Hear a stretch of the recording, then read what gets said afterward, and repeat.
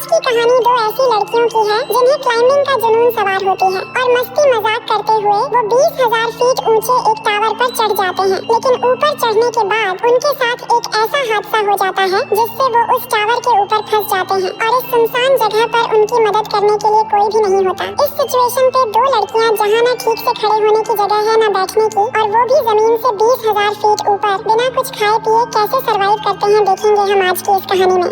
Hello दोस्तों, मेरा नाम है इशिता और कहानी की शुरुआत होती है बेकी, उसके हस्बैंड डैन और उनकी दोस्त शाइलो को दिखाते हुए। ये तीनों एक बड़े पहाड़ पर क्लाइंबिंग कर रहे थे और क्लाइंबिंग का ये एडवेंचर उनके लिए नया नहीं था, इसलिए तीनों काफी एक्साइटेड थे। अब ऊपर चढ़ते हुए डैन को चट्टान में एक छोटी सी केव नजर आती है, तो वो जब अपनी पकड़ मजबूत करने के लिए वहाँ हाथ डालता है तभी एक बर्ड की वजह से उसका बैलेंस बिगड़ जाता है और वो रस्सी के सहारे लटक जाता है। ये देखकर शाइलो और बेकी घबरा जाते हैं और उसे बचाने की कोशिश करते हैं, लेकिन अचानक रस्सी टूट जाती है और उनकी आंखों के सामने ही डैन यहाँ से गिरकर मारा जाता है। इस हादसे के बाद बेकी एकदम सदमे में चली जाती है। फिर यहाँ से हमें पूरे 1 साल बाद का सीन दिखाया जाता है जहाँ बेकी अभी भी उस सदमे से बाहर नहीं आ पाई थी। वो अकेलेपन और दर्द से जूझ रही थी और शराब उसकी जिंदगी का हिस्सा बन चुकी थी। अपनी बेटी की ऐसी हालत देखकर उसके डैड जेम्स परेशान हो जाते हैं और उसे जिंदगी में आगे बढ़ने की सलाह देते हैं, लेकिन बेकी अपनी जिंदगी से इतनी निराश हो चुकी थी कि अब वो कुछ भी सुनना और समझना नहीं चाहती थी। अब उसी रात वो सुसाइड करने का मन बना लेती है। तभी उसकी फ्रेंड शाइलो का कॉल आता है। असल में शाइलो को बेकी के पिता ने ही उसके पास भेजा था उसे समझाने के लिए।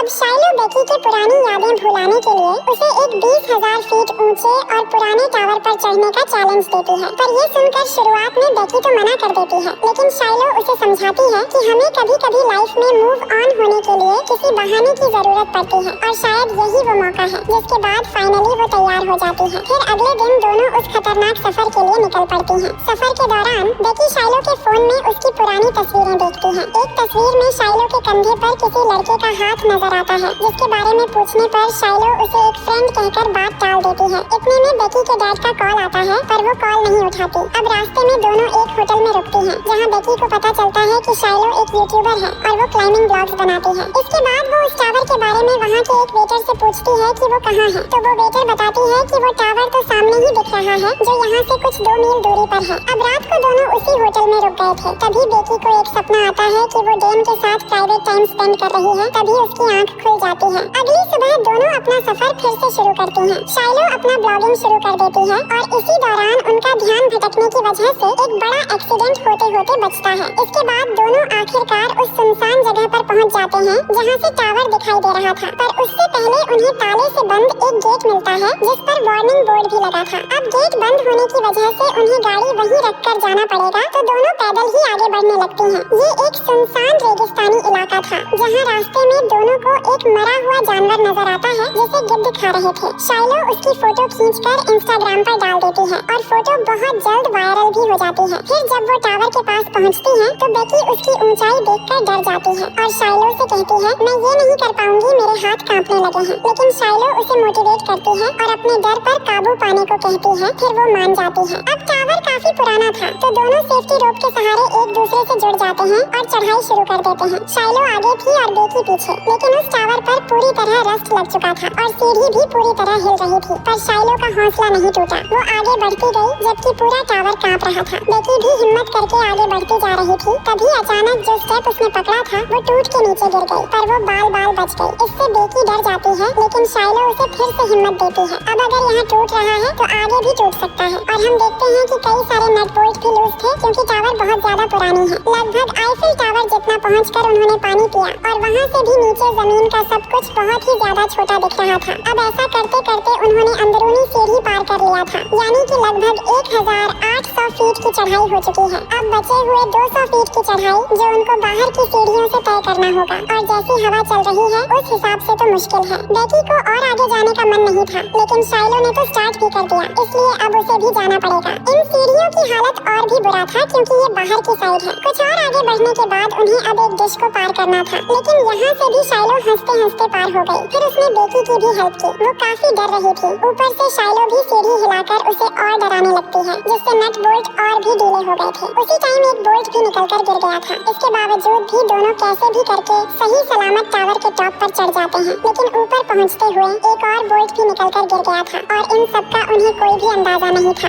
अब टॉप पर पहुंचकर दोनों बहुत खुश हो जाती हैं और शाइलो दोबारा से अपना ब्लॉग बनाना शुरू करती है। वो वीडियो में अच्छे शॉट लेने के लिए ड्रोन कैमरा का इस्तेमाल करती है। फिर वो अपने व्यूअर्स को और अच्छा कंटेंट देने के लिए बेकी को ड्रोन का रिमोट पकड़ाकर खुद टावर के सहारे एक हाथ पर लटक जाती है। बेकी ये सब करने से मना भी कर रही थी, लेकिन शाइलो कहाँ सुनती है। शॉट लेने के बाद वो वापस ऊपर आती है और सेम एक पोज बेकी को भी देने के लिए कहती है, लेकिन बेकी ऐसा करने से मना कर रही थी, जिस पर शाइलो कहती है कि उसका डर भगाने का ये सबसे बड़ा मौका है। जिसके बाद बेकी शाइलो का हाथ पकड़कर वही सेम स्टंट करती है और शाइलो उसकी सेल्फी लेने लगती है। इसके बाद बेकी वापस ऊपर आ जाती है। अब यहाँ पर बेकी डैन की अस्थियां लेकर आई थी। वो डैन को याद करती हुई उसकी अस्थियां वहीं विसर्जित कर देती है और इस मोमेंट पर बेकी और शाइलो दोनों काफी इमोशनल हो जाती हैं और उसे याद करने लगती हैं। इसके बाद वो डिसाइड करते हैं कि अब उन्हें वापस जाना चाहिए, इसलिए वो अपने सेफ्टी रोप को खुद से कनेक्ट करती हैं और पहले बेकी नीचे जाना शुरू करती है। लेकिन जैसे ही वो पहला कदम सीढ़ी पर रखती है तो बचे हुए बोल्ट भी खुलकर सीढ़ी टूटकर गिर जाती है, पर बेकी रोप के सहारे लटक जाती है। शाइलो ये देखकर बहुत ज्यादा डर जाती है, पर किसी तरह उसे खींचकर वापस ऊपर ले आती है। यहाँ बेकी मौत के मुंह से बचकर आने की वजह से डर के मारे रोने लगती है, पर अगले ही पल अचानक दोनों हंसने लगती हैं, क्योंकि ये बहुत ही एडवेंचर मोमेंट था। फिर नीचे देखने पर उन्हें पता चलता है कि सीढ़ी पूरी तरह टूट चुकी है और अब वो नीचे कैसे जाएंगे। दोनों परेशान हो जाती हैं और अपने अपने फोन चेक करती हैं, पर फोन में नेटवर्क नहीं था, क्योंकि इतनी ऊंचाई पर नेटवर्क नहीं मिल सकता। फिर उन्हें वहाँ एक इमरजेंसी बॉक्स दिखता है, जिसे खोलने पर उन्हें एक दूरबीन और एक फ्लेयर गन मिलती है, लेकिन उनका बैग नीचे जाकर टावर के डिश पर अटक चुका था, जिसमें पीने का पानी था। ये सब देखकर बेकी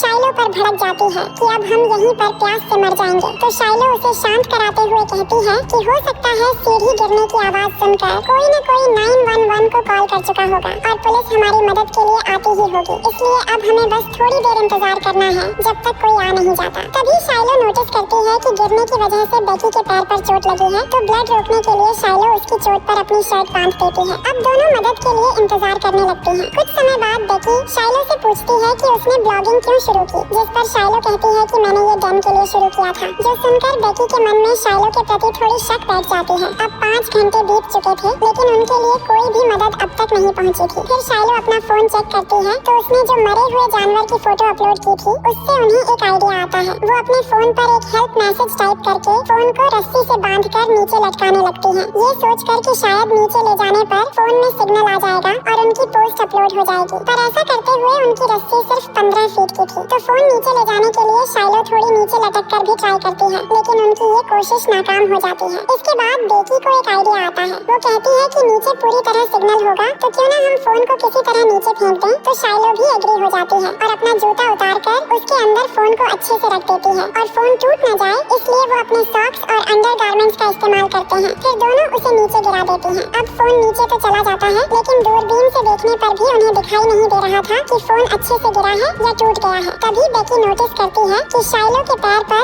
143 का टैटू बना हुआ है, जिसका यूज डैन उसे आई लव यू कहने के लिए करता था। बेकी को शक होता है, पर वो चुप रहती है। तभी इन्हें नीचे एक आदमी और उसका डॉग दिखाई देता है, जिससे दोनों चिल्लाकर आवाज लगाने लगती हैं। पर ज्यादा ऊंचाई की वजह से उस आदमी तक इनकी आवाज पहुंच ही नहीं पा रही थी और वो आदमी भी फोन पर बिजी था। वही शाइलो का फोन भी नीचे गिरकर चकनाचूर हो चुका था। तो बेकी संकेत देने के लिए अपना एक जूता निकालकर नीचे फेंकती है और वो उस आदमी के पास पहुंचता भी है, लेकिन वो आदमी इनके इशारे नहीं समझ पाता। उल्टा वो किसी और का जूता समझकर फेंक देता है और अपने डॉग को लेकर जाने लगता है। ये देखकर बेकी वहाँ फ्लेयर गन चलाने वाली होती है, पर शाइलो उसे मना करती है कि दिन में फ्लेयर गन चलाने से उसे शायद दिखाई भी नहीं देगा, इसे हमें अंधेरा होने पर चलाना होगा। तब इन्हें सामने एक गाड़ी नजर आती है, जिसके अंदर एक और आदमी भी था। अब इनके पास एक लास्ट आइडिया बचा था कि रात होते ही वो फ्लेयर गन चलाएंगी, जिससे वो लोग इन्हें देख लेंगे। इसके बाद अंधेरा होते ही दोनों फ्लेयर गन चला देती हैं, जिससे वो दोनों आदमी इन्हें देख भी लेते हैं। अब यहाँ शाइलो नोटिस करती है कि वो दोनों आदमी इनकी कार के पास आ रहे हैं, जिससे वो काफी ज्यादा खुश हो जाती हैं कि अब उन्हें मदद मिल जाएगी। लेकिन वो दोनों इनकी गाड़ी के पास पहुंचकर उनकी ही गाड़ी चुराकर वहाँ से भाग जाते हैं। ये देखकर वो बहुत चिल्लाती हैं, पर यहाँ उनकी आवाज कौन सुनने वाला था। अब इनके पास एक आखिरी उम्मीद बची थी, वो भी नाकाम हो जाती है, जिससे इनका जीने का हौसला भी टूटता जा रहा था। अब अंधेरा होने की वजह से टावर की सिग्नल लाइट जलने लगती है। दोनों को बहुत नींद भी आ रही थी, लेकिन यहाँ पर सोने से नीचे गिरने का खतरा भी हो सकता है, इसलिए वो सो भी नहीं सकती थी। अब दोनों बात करने लगते, जिस बीच बेकी शाइलो के टैटू के बारे में पूछ ही लेती है। इसके बाद शाइलो उसे शर्मिंदगी से कहती है कि तुम्हारे हस्बैंड के साथ मेरा 4 महीने का अफेयर था और ये मेरी जिंदगी की बहुत बड़ी भूल थी। तुम्हें ये जानकर बहुत दुख होता,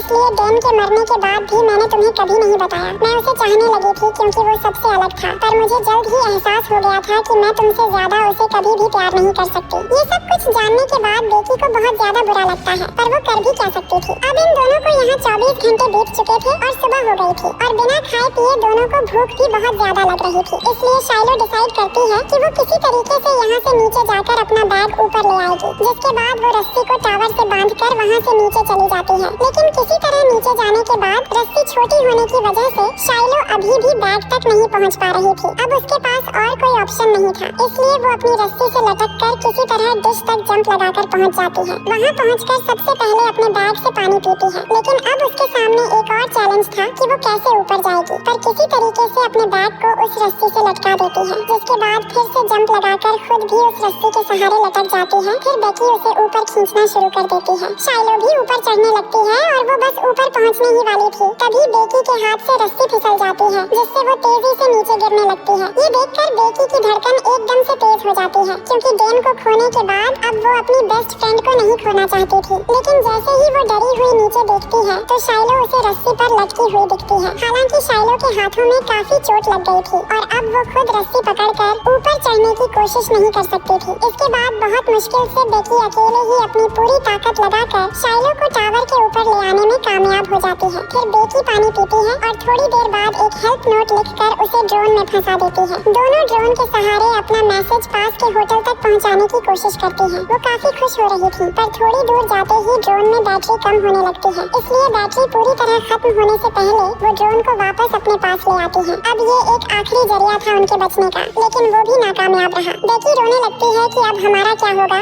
शायद हम यहीं पर मर जाएंगे। लेकिन शाइलो उसे समझाती है कि ऐसा कुछ नहीं होगा, हम जरूर यहाँ से निकलेंगे। आगे देखते हैं कि रात हो चुकी है और बेकी को एक भयानक सपना आता है, जिसमें वो देखती है कि शाइलो की उसी टावर पर मौत हो गई है और गिद्ध उसके बॉडी को खा रहे हैं। इसके बाद जब वो डरकर उठती है तो उसे पता चलता है कि ये बस एक बुरा सपना था। फिर अगली सुबह बेकी को एक आइडिया आता है कि वो टावर के ऊपर लगी लाइट से ड्रोन को चार्ज कर सकती है। हालांकि शाइलो चढ़ने में होशियार थी, पर उसके हाथ की चोट की वजह से वो ऊपर नहीं चढ़ सकती थी। इसके बाद बहुत हिम्मत करके बेकी टावर के पोल पर चढ़ जाती है और फिर उस लाइट को खोलकर जैसे ही ड्रोन चार्जर को प्लग में लगाती है तो प्लग काफी लूज होता है, इसीलिए बैटरी फुल चार्ज होने तक बेकी को ऊपर लटके हुए ही उस चार्जर को पकड़ के रखना पड़ता है। अब काफी समय तक उस पोल को पकड़े रहने की वजह से बेकी के हाथ धीरे धीरे सुन पड़ने लगते हैं और इससे भी बड़ी मुसीबत ये थी कि अब वहाँ पर एक गिद्ध आकर बार बार उस पर अटैक करने लगता है। इससे वो किसी तरह खुद को संभाल तो लेती है, पर उसके हाथ से बैग नीचे गिर जाता है, पर वो किसी तरह खुद को ऊपर संभालती है और फिर थोड़ी देर बाद ड्रोन की बैटरी फुल चार्ज हो जाती है, जिससे वो नीचे आ जाती है। इसके बाद वो ड्रोन को उड़ाकर होटल तक पहुँचाने की कोशिश करती है। ड्रोन फुल चार्ज भी था और उनके अंदर एक उम्मीद भी जाग रही थी कि अब शायद उन्हें मदद मिल जाएगी। लेकिन जब वो ड्रोन होटल तक पहुँचने ही वाला था तभी उसकी टक्कर एक ट्रक से हो जाती है और अब ड्रोन टूटने की वजह से उन्हें ड्रोन के कैमरे से कुछ दिखाई भी नहीं दे रहा था। ये देखकर दोनों एकदम टूट जाते हैं, क्योंकि उनका ये आखिरी ऑप्शन भी अब खत्म हो चुका था। फिर आगे देखते हैं कि शाम होने को आई है और उनके बिल्कुल सामने एक तूफान नजर आ रहा था जो बहुत जल्द उनके ऊपर आने वाला है। बेकी को बहुत तेज नींद भी आ रही थी, लेकिन शाइलो उसे सोने से मना करती है, क्योंकि उसके सोते ही पैर के जख्म की वजह से गिद्ध आकर उस पर हमला करने लगेंगे। इसके बाद बेकी शाइलो से उसका दूसरा जूता भी मांगती है, ताकि इस बार वो अपना फोन डालकर नीचे फेंक सके। पर शाइलो कहती है कि मेरा जूता तुम्हें नहीं मिल सकता, क्योंकि वो नीचे डिश पर गिरा हुआ है। अब यहाँ पर कहानी हमें एक बड़ा झटका देती है। हमें पता चलता है कि जब बेकी शाइलो को नीचे डिश से ऊपर खींच रही थी तभी हाथ फिसलने की वजह से शाइलो डिश पर गिर गई थी और वहीं पर उसकी मौत हो गई थी। इसके बाद से बेकी को हेलुसिनेशन होने लगे थे। वो सिर्फ बैग को ही ऊपर लाई थी और शाइलो को अपनी प्रेजेंस में बस इमेजिन कर रही थी और उस समय से लेकर अब तक बेकी अकेले ही सर्वाइव कर रही थी। बेकी बहुत रोती है, क्योंकि उसकी जिंदगी में उसकी एक दोस्त ही थी जो अब नहीं रही। अब रात में बेकी अपने डैड के लिए एक वीडियो मैसेज रिकॉर्ड करती है, जिसमें वो बताती है कि वो वापस घर आना चाहती है और जिंदगी को जीना चाहती है, पर अब ऐसा नहीं कर सकती। उसके डैड हमेशा उसके लिए सही थे और वो उन्हें बहुत प्यार करती है। वहीं दूसरी ओर उसके फादर जेम्स भी उसके लिए बहुत परेशान थे कि उनकी बेटी कहाँ चली गई। फिर अगले दिन का समय देखते हैं, जब बेकी सोई हुई थी तभी एक गिद्ध आकर उसके जख्म से मांस खाने लगता है, लेकिन उसे बहुत भूख लगी थी, इसलिए हिम्मत करके वो उस गिद्ध को किसी तरह पकड़ लेती है और उसे मारकर खाने लगती है, क्योंकि जो जीतेगा वही जिएगा। अब खाने के बाद उसमें थोड़ी ताकत आ जाती